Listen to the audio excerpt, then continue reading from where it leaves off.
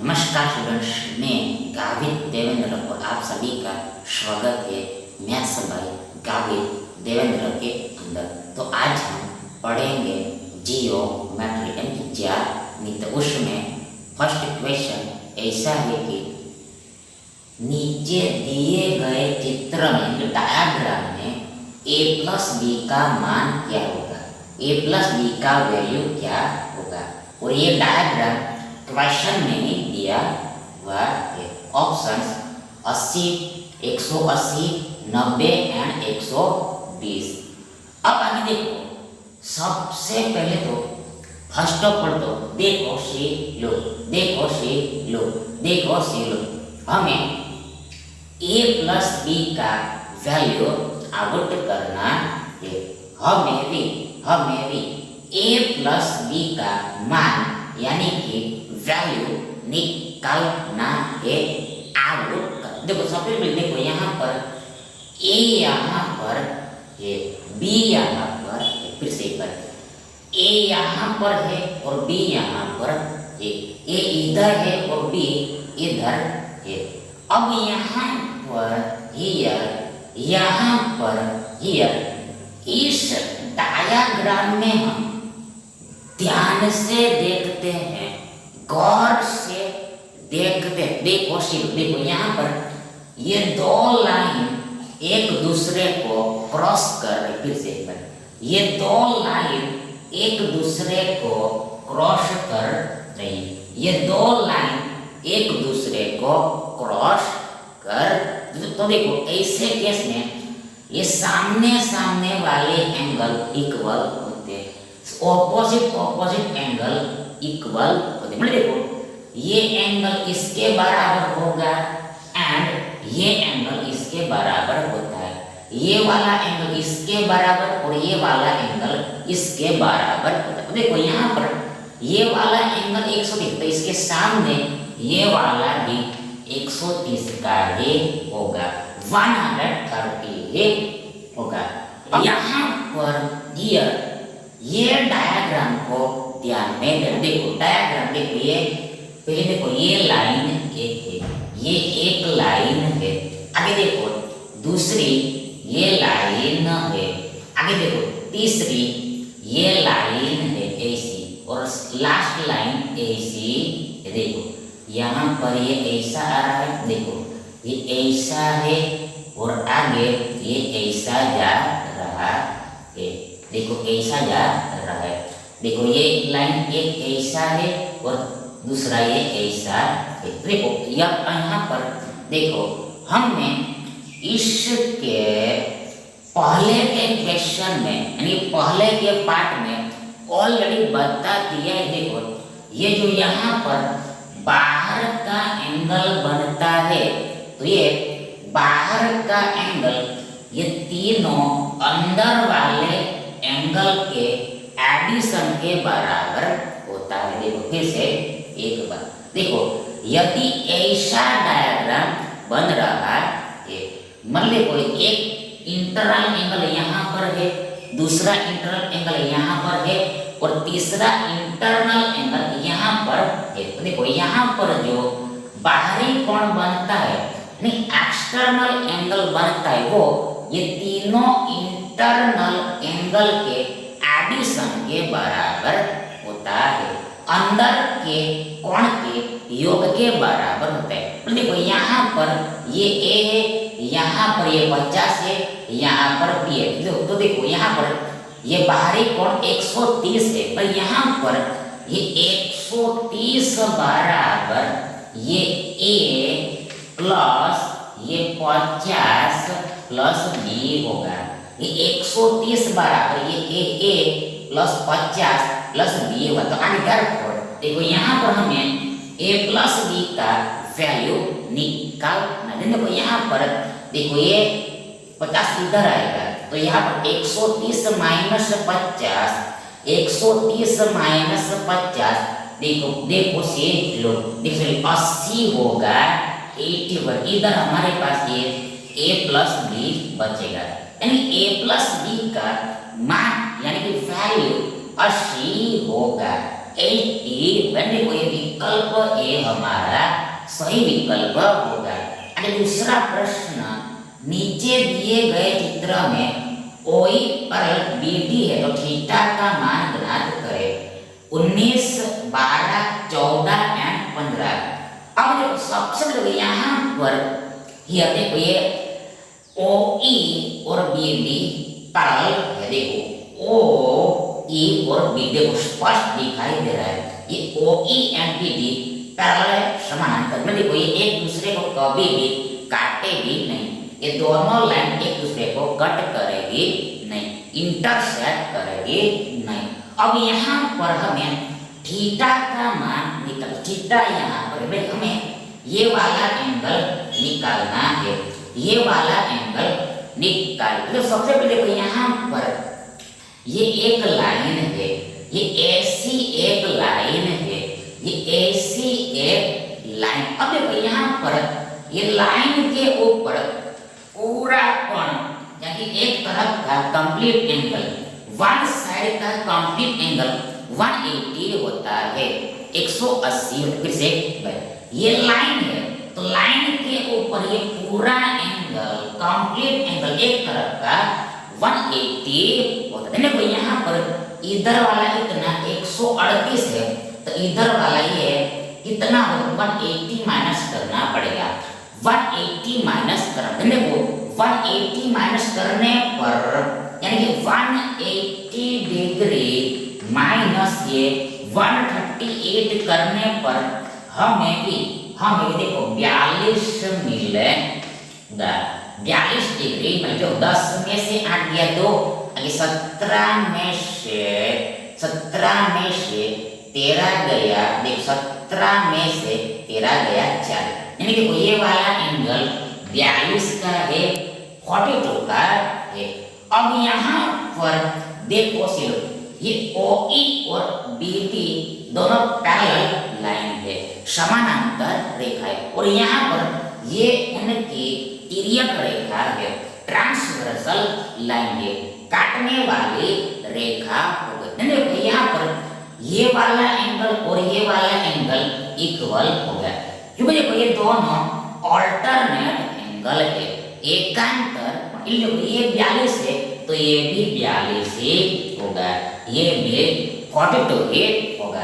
अब यहाँ पर देखो ये पूरा कंप्लीट एंगल, ये पूरा राउंड, पूरा एक चक्कर, पूरा राउंड, पूरा एक चक्कर 360 का एंगल होता है, 360 का एंगल होता है, 360 डिग्री का एंगल होता है, 360 एंगल। अब यहाँ पर इधर वाला बाहर वाला 236 है तो ये इधर वाला अंदर वाला इंटरनल एंगल हम आउट कर, तो उसके यहाँ पर 360 में से देखो ये देखो ये 236 को सब्ट्रैक्ट करना। देखो यहाँ पर 10 में से 6 गया, 10 में से 6 गया, 4 बचेगा, 4 बचेगा। अरे देखो यहाँ पर देखो 5 में से 3 गया 2, 3 में से 2 गया 1, यानी यहाँ पर हमें 124 डिग्री मिले। देखो यहाँ पर ये अंदर वाला कोण 124 का है, 124 डिग्री का। अब यहाँ पर देखो ये एक ट्रायंगल है, देखो ये हमें थीटा निकालना है। देखो यहाँ पर ट्रायंगल ABC में, ट्रायंगल ABC देखो यहाँ पर ये 124 का है, ये 42 का, ये एंगल भी हम निकाल पाएंगे। प्लस हमें पता है कि ट्रायंगल के तीनों कोणों का योग 180 होता है, 180 होता है। देखो यहाँ पर 124 और 42, 124 और 42 देखो 6 से 1 यानी 167। देखो 180 में से 180 देखो 167 को घटाना पड़ेगा। देखो यहाँ पर हमें भी 180 में से 167 को घटाने पर, सब्ट्रैक्ट करने माइनस करने पर हमें देखो 14 यानी 14 मिलेगा। क्लियर एंगल 14 होगा। 14 डिग्री, यहाँ पर थीटा का वैल्यू 14 डिग्री होगा, 14 अंश होगा। देखो ये विकल्प से हमारा सही विकल्प होगा। नेक्स्ट क्वेश्चन देखिए, दिए गए चित्र में एजी समानांतर डीएच हो तो एक्स का मान क्या होगा? 5 degree, 10 degree, 20 degree and 12 degree.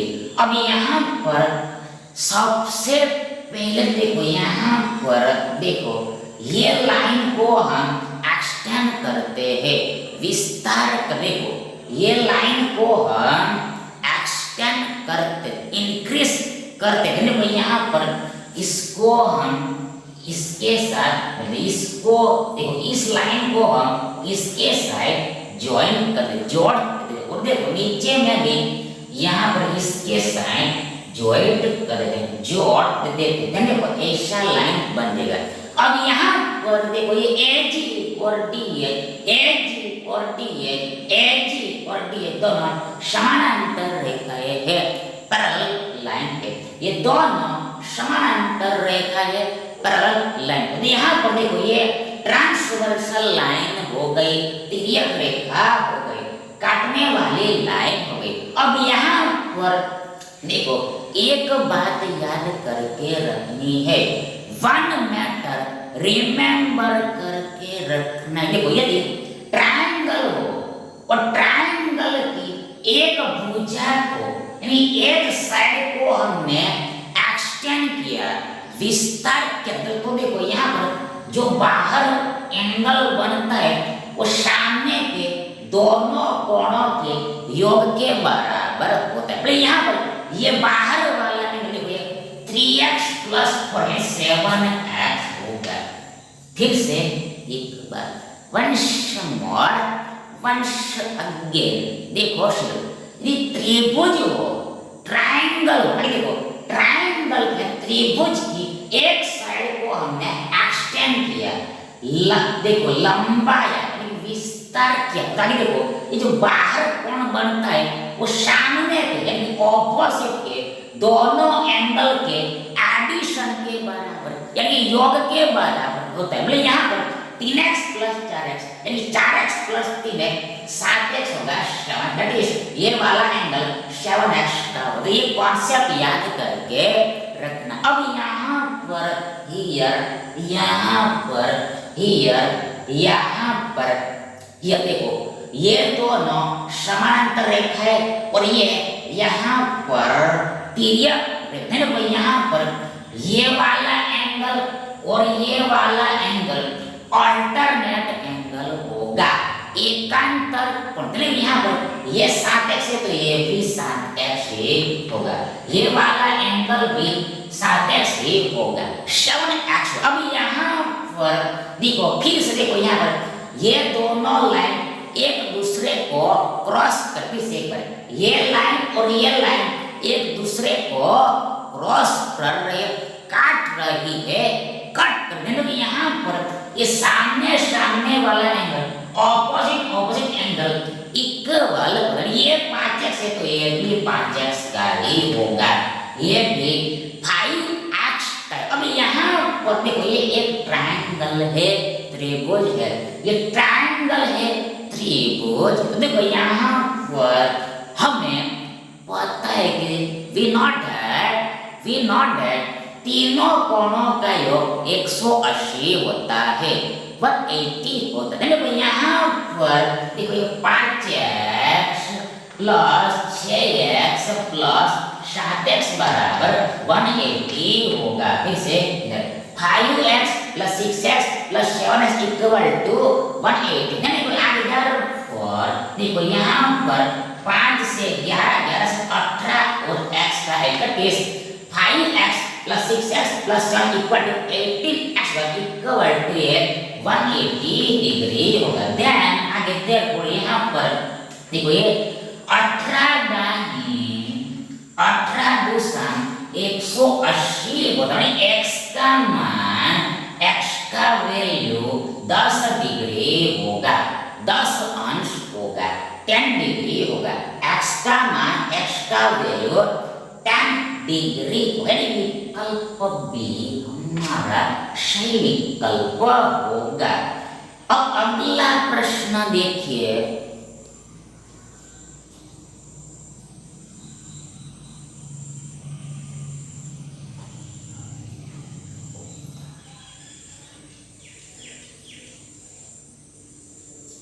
किसी त्रिभुज की भुजाएं साइड 3 रेशियो 4:6 के अनुपात में रेशियो में है, तो त्रिभुज कौन सा है?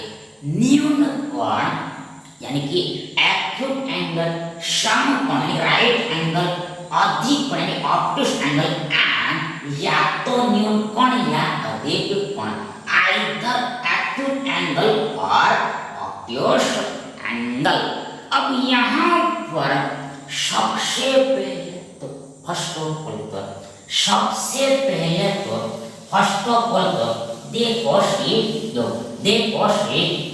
देखो यहाँ पर कॉन्सेप्ट याद करके रखना है, कॉन्सेप्ट याद करके रखना है। मतलब कि मीन्स देखो यहाँ पर क्या करना। देखो सबसे पहले तो हमें पता है कि त्रिभुज की 3 भुजाएं होती है, 3 साइड्स होती है, ट्रायंगल की 3 साइड्स होती है, ये बेसिक चीजें है। अब आगे देखो यहाँ पर 3 भुजा का यानी साइड्स का रेशियो हमें दिया हुआ है।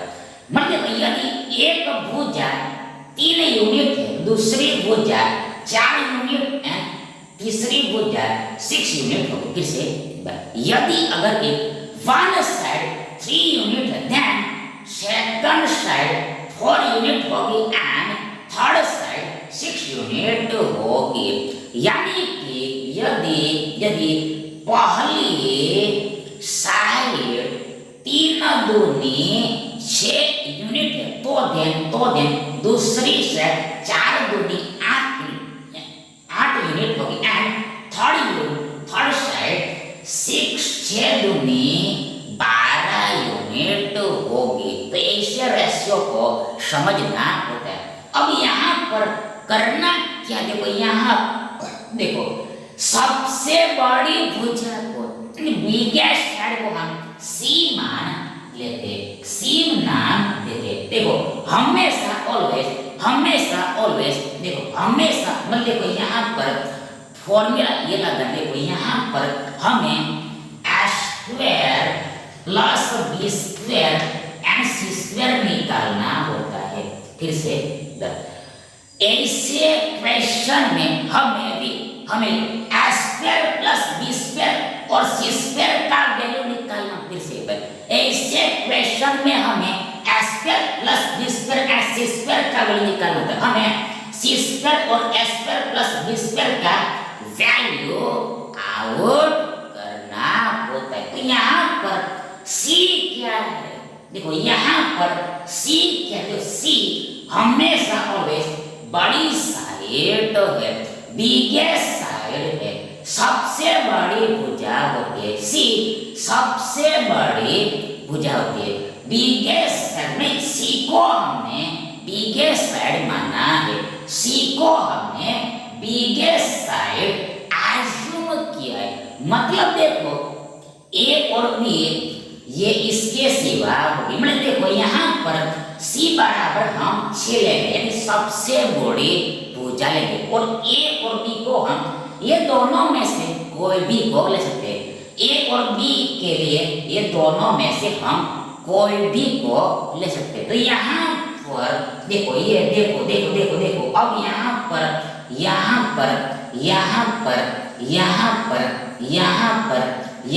देखो यदि अगर square plus b square greater than c square होता है, तो देखो ये ट्रायंगल यानी त्रिभुज न्यून कोण होता है, दैट इज एक्यूट एंगल होता है। फिर से एक बार वंस मोर, यदि square plus b square greater than c square square है तो ये त्रिभुज ट्रायंगल न्यूनकोण त्रिभुज है, एक्यूट एंगल है। मतलब देखो सबसे बड़ी भुजा का वर्ग बिगेस्ट साइड पर स्क्वायर, देखो यदि दो बाकी की जो दो भुजा है उनके वर्ग के एडिशन से छोटा है, इसी स्क्वायर छोटा है, इसी स्क्वायर छोटा है। देखो ये बिगेस्ट साइड का स्क्वायर छोटा है ये दोनों से, ये दोनों से मतलब a square plus b square है, तो ये ट्रायंगल न्यूनकोण है, एक्यूट एंगल है।